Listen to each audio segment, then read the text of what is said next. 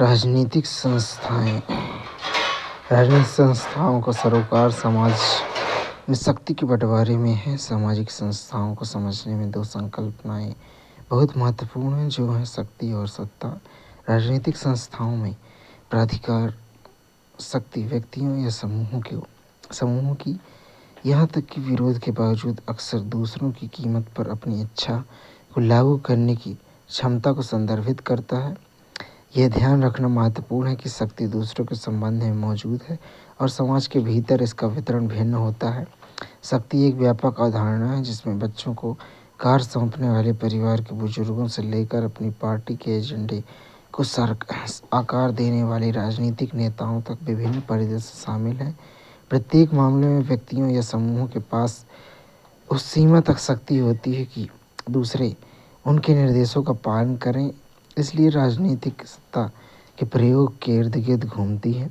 हालांकि यह समझने के लिए लोग दूसरों की आज्ञाओं का पालन क्यों करते हैं, हमें राजनीतिक प्राधिकरण की अवधारणा को समझना होगा। प्राधिकरण शक्ति का एक विशिष्ट रूप है जिसे वैध, न्यायसंगत और अधिकार के रूप में स्वीकार किया जाता है। यह न्यायसंगत, यह संस्थागत है और वैधता में निहित है। लोग आमतौर पर सत्ता में रहने वालों के अधिकार को पहचानते हैं और स्वीकार करते हैं जब वे अपने नियंत्रण को निष्पक्ष एवं उचित समझते हैं। अक्सर विचारधाराएं इस अधिकार को वैध बनाने में भूमिका निभाती हैं। राजनीतिक संस्थाओं में सत्ता का वितरण और प्रयोग शामिल भी है, जिसे अक्सर प्राधिकरण की अवधारणा के माध्यम से सुगम तथा उचित ठहराया जाता है, यह सुनिश्चित करते हुए कि लोग स्थापित मानदंड एवं नियमों का पालन करते हैं। राज्यविहीन समाज 60 वर्ष से भी पूर्व सामाजिक मानवविज्ञानियों द्वारा किए गए राज्यविहीन समाज के आधुनिक अध्ययन दर्शाते हैं कि बिना आधुनिक सरकारी तंत्र की व्यवस्था कैसे रखी जाती है। ऐसे समाज में अद्वितीय तंत्र और सामाजिक गतिशीलता के माध्यम से व्यवस्थाओं को बनाए रखा गया था। एक प्रमुख अवलोकन समाज के विभिन्न वर्गों के बीच एक नाजुक संतुलन की स्थिति थी, जिसमें विभिन्न भाग संतुलित थे। वे समाज अक्सर संबंध, विवाह, निवास जैसे कारकों पर आधारित संगठनों पर निर्भर थे। इसके अलावा अनुष्ठानों और समारोहों ने एक महत्वपूर्ण भूमिका निभाई, जिसमें मित्रों और शत्रुओं दोनों की भागीदारी, सामंजस्य और संघर्ष समाधान को बढ़ावा देना शामिल था। इसके विपरीत आधुनिक राज्यों में अच्छी तरह से परिभाषित संरचनाएं और औपचारिक प्रक्रियाएं हैं। हालांकि राज्यविहीन समाज में देखे जाने वाले कुछ अनौपचारिक तंत्र राज्य समाज में भी बने हुए हैं, जबकि औपचारिक राजतंत्र प्रमुख हैं। अनौपचारिक सामाजिक गतिशीलता, सहयोग और संघर्ष समाधान के तत्व अभी भी राज्य समाज में पाए जाते हैं। राज्य की संकल्पना। एक राज्य की विशेषता एक राजनीतिक तंत्र की उपस्थिति है, जिसमें संसद और नागरिक सेवा जैसे संस्थान शामिल हैं, जो एक विशिष्ट क्षेत्र को नियंत्रित करते हैं। सरकारी अधिकार को कानूनी प्रणालियों और नीतियों को लागू करने के लिए सैन्य बल को नियोजित करने की क्षमता के माध्यम से बरकरार रखा जाता है। राज्य पर दो विपरीत दृष्टिकोण मौजूद हैं। कार्यात्मक दृष्टिकोण, जो राज्य को सभी सामाजिक हितों का प्रतिनिधित्व करने के रूप में देखता है, और संघर्ष परिप्रेक्ष्य, जो यह मानता है कि राज्य समाज के प्रमुख वर्गों के हितों की सेवा करता है। आधुनिक राज्यों को संप्रभुता, नागरिकता, अक्सर राष्ट्रवाद की अवधारणाओं द्वारा परिभाषित किया जाता है। संप्रभुता अपने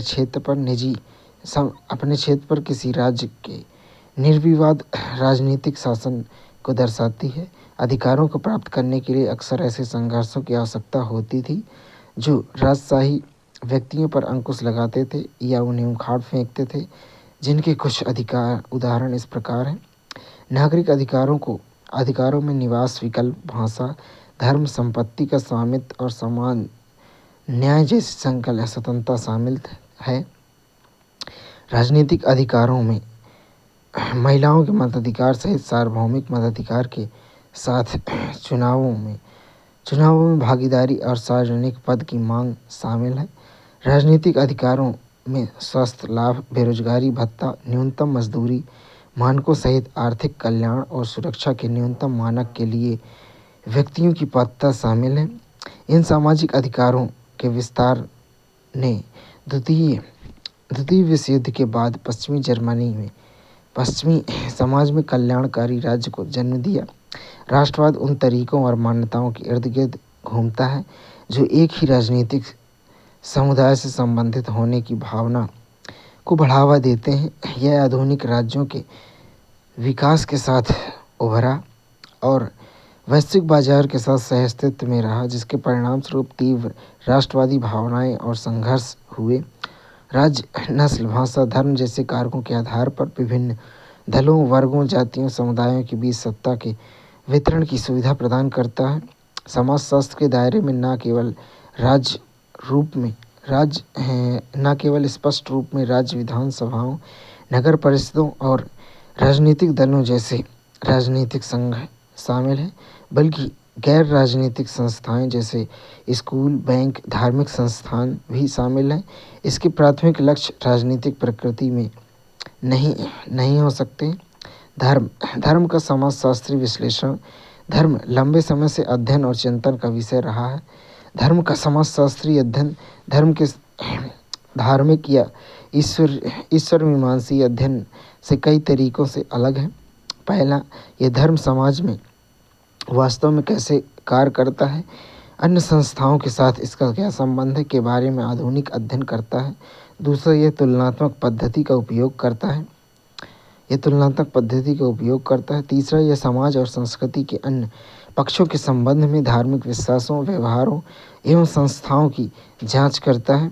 अनुभवजन्य पद्धति का तात्पर्य है कि समाजशास्त्री धार्मिक घटनाओं के प्रति गैर निर्णयात्मक रुख बनाए रखते हैं। तुलनात्मक पद्धति निष्पक्ष अध्ययन को बढ़ावा देते हुए विभिन्न समाज को समान आकार पर रखती है। यह इस बात पर जोर देता है कि धार्मिक जीवन को समझने के लिए इसे समाज के घरेलू, आर्थिक और राजनीतिक पहलुओं से जोड़ना आवश्यक है। मैक्स वेबर 1864 से 1920 का अध्ययन दर्शाता है कि समाजशास्त्र किस तरह धर्म और सामाजिक तथा आर्थिक व्यवहार के अन्य पहलुओं के बीच परस्पर क्रिया में समग्रता से शामिल होता है। मैक्स वेबर का विश्लेषण प्रोटेस्टेंट शाखा केल्विनवाद को पूंजीवाद के उदय से जोड़ता है। केल्विनवादियों ने सांसारिक कार्य को पूजा या उपासना का कार्य माना, जो पूर्व नियति और ईश्वर की इच्छा पर केंद्रित था। किसी के व्यवसाय में सफलता को ईश्वर की प्रसन्नता का संकेत माना जाता था, जिसके कारण पूंजीवाद, लोकाचार और निवेश एक पवित्र पंथ के रूप में उभरे। धर्म की विशेषताएं। धर्म सभी ज्ञात समाज में विद्यमान है। हालांकि धार्मिक विश्वास और व्यवहार एक संस्कृति से दूसरी संस्कृति में बदलते रहते हैं। सभी धर्मों की समान विशेषताएं, प्रतीकों का समुच्चय, श्रद्धा या सम्मान की भावना, अनुष्ठान या समारोह, विश्वासकर्ताओं का एक समुदाय। धर्म समाज में एक सार्वभौमिक घटना है। हालांकि विश्वासों और प्रथाएं अलग अलग हैं। धर्मों की साझा विशेषताओं में श्रद्धा या भय की भावनाओं का आह्वान करने वाले प्रतीकों का एक समूह शामिल है। अनुष्ठान और समारोह तथा विश्वासों का एक समुदाय। धर्मीय अनुष्ठानों में प्रथाओं की एक विस्तृत श्रृंखला शामिल है। उदाहरण के लिए प्रार्थना, जप, गायन, विशिष्ट आहार की आदतें, उपवास आदि जैसे अनुष्ठान। ये कार्य रोजमर्रा की आदतों और प्रक्रियाओं से अलग हैं, क्योंकि वे धार्मिक प्रतीकों की ओर उन्मुख हैं। धार्मिक अनुष्ठान व्यक्तिगत या सामूहिक हो सकते हैं। नियमित समारोह अक्सर चर्चों, मस्जिदों, मंदिरों, गुरुद्वारों जैसे समर्थित स्थानों में आयोजित किए जाते हैं। पवित्र क्षेत्र के रूप में धर्म की संकल्पना। धर्म एक पवित्र क्षेत्र है। इस बात पर विचार करें कि विभिन्न धर्मों के सदस्य पवित्र क्षेत्र में प्रवेश करने से पूर्व क्या करते हैं। उदाहरण के लिए सिर को ढकते हैं या नहीं ढकते हैं, जूते उतारते हैं या विशेष प्रकार के वस्त्र धारण करते हैं आदि। इन सभी बातों में जो बात समान है वह है श्रद्धा की भावना, पवित्र स्थानों या स्थितियों की पहचान और उनके प्रति सम्मान की भावना। एमाइल दुर्खीम से प्रभावित धर्म के समाजशास्त्री हर समाज में मौजूद अपवित्र से अलग पवित्र की अवधारणा से चिंतित हैं। पवित्र में अक्सर अलौकिक तत्वों में शामिल किया जाता है। एक वृक्ष या मंदिर की तरह किसी अस्तित्व की पवित्रता में विश्वास अक्सर उससे जुड़ी एक अलौकिक शक्ति में विश्वास से उत्पन्न होता है। कुछ धर्मों जैसे आरंभिक बौद्ध धर्म और कन्फ्यूशियसवाद में अलौकिकता की कोई संकल्पना नहीं थी, लेकिन जिन व्यक्तियों और चीज़ों को वे पवित्र मानते थे उनके लिए उनमें पर्याप्त श्रद्धा थी। धर्म का अन्य सामाजिक संस्थाओं के साथ संबंध। धर्म ऐतिहासिक रूप में शक्ति और राजनीति के साथ जुड़ा हुआ है, जो सामाजिक परिवर्तन जैसे जाति विरोधी लैंगिक समानता आंदोलन को बढ़ावा देता है। धर्म न केवल एक निजी विश्वास बल्कि एक सार्वभौमिक चरित्र भी होता है जो अन्य सामाजिक संस्थानों को महत्वपूर्ण रूप से प्रभावित करता है। अंततः राजनीतिक और धार्मिक क्षेत्र के बीच संबंध को जानना समाजशास्त्री हित में है। शास्त्रीय समाजशास्त्रियों का विश्वास था कि जैसे जैसे समाज आधुनिक होता जाएगा, धर्म का जीवन के विभिन्न क्षेत्रों पर प्रभाव कम होता जाएगा। पंथ निरपेक्षता की संकल्पना इस प्रक्रिया का वर्णन करती है। समकालीन घटनाएं समाज के विभिन्न पक्षों में धर्म की दृढ़ भूमिका की जानकारी देती हैं। नासिक में धार्मिक विशेषज्ञता पर प्रभाव। अनेक बाह्य तत्वों ने धार्मिक विशेषज्ञता के पारंपरिक जीवन को प्रभावित किया है। इसमें सबसे महत्वपूर्ण नासिक में नए रोजगार और शैक्षिक अवसरों की उत्पत्ति। स्वतंत्रता के बाद पुरोहितों का जीवन बड़ी तेजी से परिवर्तित हो गया। अब बेटे और बेटियों को विद्यालय भेजा जाता है। पारंपरिक कार्य में विभिन्न कार्यों के लिए प्रशिक्षित किया जा रहा है। अन्य तीर्थ स्थानों की तरह नासिक में भी धार्मिक क्रियाकलापों के लिए अन्य अतिरिक्त केंद्र उत्पन्न हो गए हैं। किसी तीर्थयात्री के लिए ताम्रपत्र में गोदावरी का पवित्र जल घर ले जाना सामान्य क्रिया थी। ताम्रकारों ने ये पात्र प्रदान किए। तीर्थयात्री भी इन पात्रों को खरीदते थे, जिन्हें घर ले जाकर अपने रिश्तेदारों और मित्रों में उपहार के रूप में बांटते थे। काफ़ी समय तक नासिक को पीतल, ताम्र और चांदी के दक्ष दस्तकारों के लिए जाना जाता था। चूँकि उनके पात्रों की मांग अनियमित और अनिश्चित होती थी, अतः घर के सभी बड़े सदस्यों को इस कार्य के लिए नहीं लगाया जा सकता था। अनेक दस्तकार छोटे और बड़े दोनों प्रकार के उद्योगों और व्यापारों में चले गए थे। समाज में धर्म का एकीकरण। धर्म का अलग क्षेत्र के रूप में अध्ययन नहीं किया जा सकता है। सामाजिक शक्तियाँ लगातार धार्मिक संस्थाओं को प्रभावित करती हैं। धार्मिक मानदंड सामाजिक समझ को आकार देते हैं। राजनीतिक बहस, आर्थिक स्थितियों और लिंग संबंधी मानक हमेशा धार्मिक व्यवहार को प्रभावित करते हैं। इसके विपरीत धार्मिक मानक सामाजिक समझ को प्रभावित और परिभाषित कभी-कभी निर्धारित भी करते हैं। समाजशास्त्रियों का उद्देश्य धर्म और अन्य सामाजिक घटकों के बीच जटिल संबंधों को उजागर करना है। विशेष रूप से पारंपरिक समाज में, जहां धर्म सामाजिक जीवन में केंद्रीय भूमिका निभाता है। समाजशास्त्र समाज के विभिन्न पहलुओं में धर्म के व्यापक प्रभाव को स्वीकार करते हुए उसके बहुआयामी संदर्भ की अन्वेषण करता है।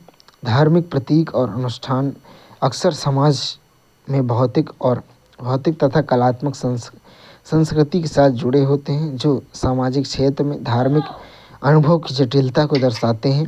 शिक्षा समाजशास्त्र के अनुसार शिक्षा जीवन पर्यंत चलने वाली प्रक्रिया है, जिसमें जिसमें अधिगम की औपचारिक और अनौपचारिक दोनों प्रकार की संस्थाएं शामिल हैं।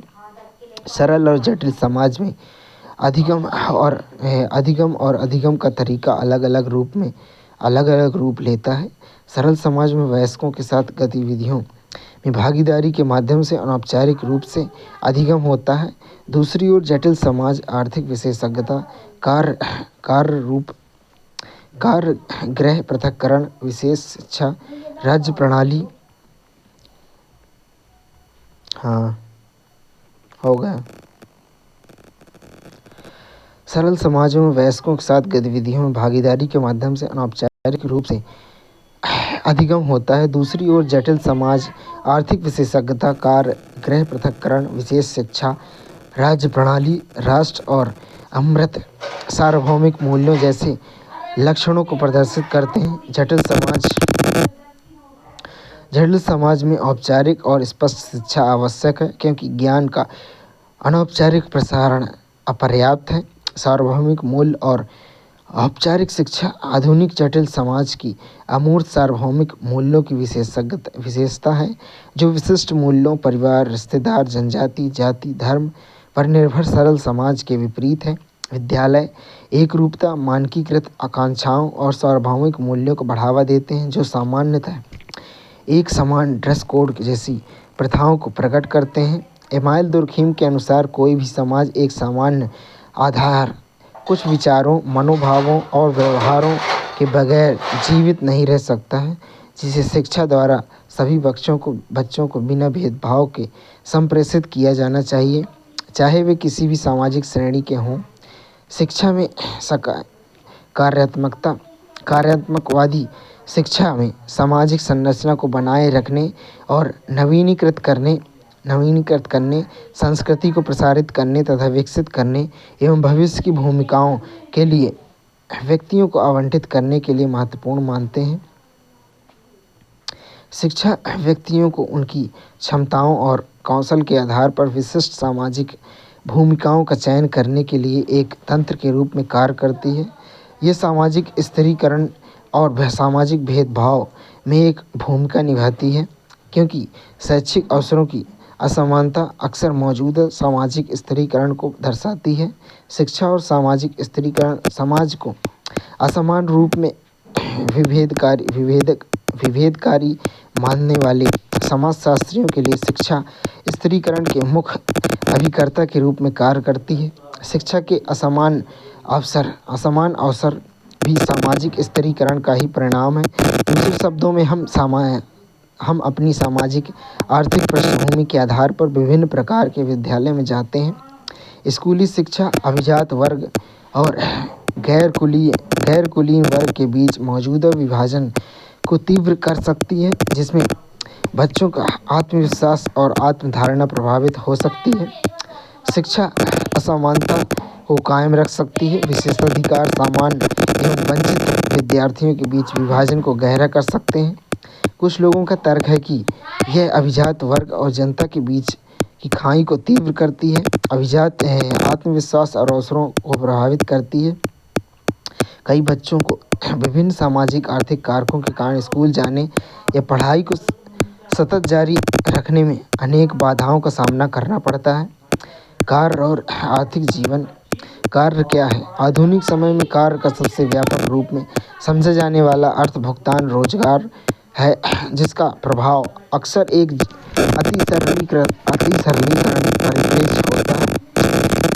हालांकि श्रम के कई रूप एक संकीर्ण परिभाषा से बाहर है, विशेष रूप से औपचारिक अर्थव्यवस्था में, जहां रोजगार के आंकड़ों में बहुत कार्य दर्ज नहीं है। अनौपचारिक अर्थव्यवस्था में विभिन्न प्रकार की विनिमय प्रक्रियाएं शामिल हैं, जो नियमित रोजगार के दायरे से भी परे होती हैं। इन विनिमय प्रक्रियाओं में सेवा या वस्तुओं के लिए नकदी का आदान प्रदान शामिल होता है, लेकिन इसमें अक्सर वस्तुओं और सेवाओं का सीधा आदान प्रदान भी शामिल होता है। कार्य की एक व्यापक परिभाषा में भुगतान युक्त अर्थ है, अर्थात वैतनिक एवं अवैतनिक दोनों गतिविधियां शामिल हैं। इसमें उन कार्यों का निष्पादन शामिल है जो मानसिक और शारीरिक परिश्रम की मांग करते हैं। सभी का उद्देश्य मानव आवश्यकताओं को पूरा करने वाली वस्तुओं और सेवाओं का उत्पादन करना है। कार्य के आधुनिक रूप और श्रम विभाजन पूर्व आधुनिक समाज में अधिकांश व्यक्ति कृषि गतिविधियों या पशुधन की देखभाल में लगे हुए हैं। हालांकि औद्योगिक समाज में कम आबादी कृषि में शामिल है, जो अपने आप में समय के साथ मानकीकृत और औद्योगिक हो गई है। भारत में एक बड़ी आबादी ग्रामीण कृषि में संलग्न है। हालांकि सेवा क्षेत्र लगातार प्रगति कर रहा है। आधुनिक समाज में श्रम का एक अत्यधिक जटिल विभाजन है, जिसमें कार्य को विशेष व्यवसायों में विभाजित किया गया है। पारंपरिक समाज के विपरीत, जहां गैर कृषि कार्य में प्रशिक्षुता के माध्यम से निपुण शिल्प कौशल शामिल है, आधुनिक कार्य विशेषता और विशिष्ट भूमिकाओं द्वारा चिन्हित किया जाता है। पूर्व आधुनिक काल में कार्य घरों के भीतर होता था और इसमें सामूहिक प्रयास शामिल होते थे। हालांकि औद्योगिकरण ने घर से कार्य को अलग कर दिया। पूंजीवादी उद्यमियों के स्वामित्व वाले कारखाने औद्योगिक विकास के लिए केंद्र बन गए। औद्योगिकरण ने कुशल श्रम की भी शुरुआत की, जहां व्यक्तियों को विशिष्ट कार्यों के लिए प्रशिक्षित किया जाता था और मजदूरी का भुगतान किया जाता था। आधुनिक समाज की एक प्रमुख विशेषता व्यापक आर्थिक परस्पर निर्भरता है। लोग अपने जीवन को बनाए रखने वाले उत्पादों और सेवाओं के लिए विश्व भर में श्रमिकों के एक विशाल संजाल पर भरोसा करते हैं। व्यक्ति अपने स्वयं के भोजन, आवास या भौतिक वस्तुओं का उत्पादन नहीं करते हैं, जो वैश्विक अर्थव्यवस्था के परस्पर जुड़ाव को उजागर करता है। कार्य का परिवर्तन प्रारंभ में औद्योगिक प्रक्रियाओं को सरल निगरानी, संचालन, विभाजन किया गया था, जहां बड़े पैमाने पर उत्पादन बड़े बाजारों पर निर्भर था। एक अभूतपूर्व नवाचार चलती हुई असेंबली लाइनों की शुरुआत थी। इसके लिए अक्सर निगरानी प्रणालियों के माध्यम से महंगे उपकरण और लगातार कर्मचारी निगरानी की आवश्यकता होती थी। हाल के दशकों में हम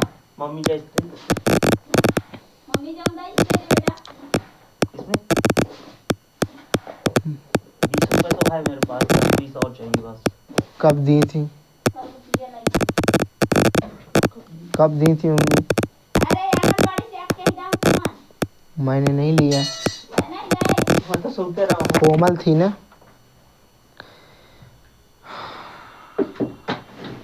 हाल के दशकों में इस दृष्टिकोण में बदलाव आया है और फिर आमतौर पर लचीले उत्पादन और कार्य के विकेंद्रीकरण के रूप में जाना जाता है। इस परिवर्तन का श्रेय वैश्वीकरण और फर्मों एवं देशों के बीच तीव्र प्रतिस्पर्धा को दिया जाता है। बाजार की बदलती स्थितियों के अनुकूल होने के लिए फर्मों में उत्पादन प्रक्रियाओं का पुनर्गठन किया गया है। उदाहरण के लिए, बेंगलुरु में वस्त्र उद्योग ने औद्योगिक उत्पादन के बदलते परिदृश्य और इन बदलावों के अनुकूल होने में श्रमिकों को सामने आने वाली चुनौतियों का अनुभव किया। साप्ताहिक बाजार एक सामाजिक संस्था के रूप में विचारणीय बिंदु है। एडम स्मिथ 1723 से 1790। एडम स्मिथ को समकालीन आर्थिक विचार के स्रोत के रूप में जाना जाता है। स्मिथ की प्रतिष्ठा उनकी 5 पुस्तक की श्रृंखला द वेल्थ ऑफ नेशन पर टिकी हुई, जिनमें बताया गया है कि कैसे एक मुक्त बाजार अर्थव्यवस्था में तर्कसंगत आर्थिक कल्याण की ओर ले जाता है। बाजार और अर्थव्यवस्था पर समाजशास्त्री परिप्रेक्ष्य। अर्थशास्त्र यह समझने पर केंद्रित है कि आधुनिक पूंजीवादी अर्थव्यवस्थाओं में बाजार जैसे कार्य करते हैं, जिसमें कीमतें, निवेश और बचत एवं खर्च को प्रभावित करने वाले कारक शामिल हैं। समाजशास्त्र अर्थशास्त्र से परे अंतर्दृष्टि प्रदान करके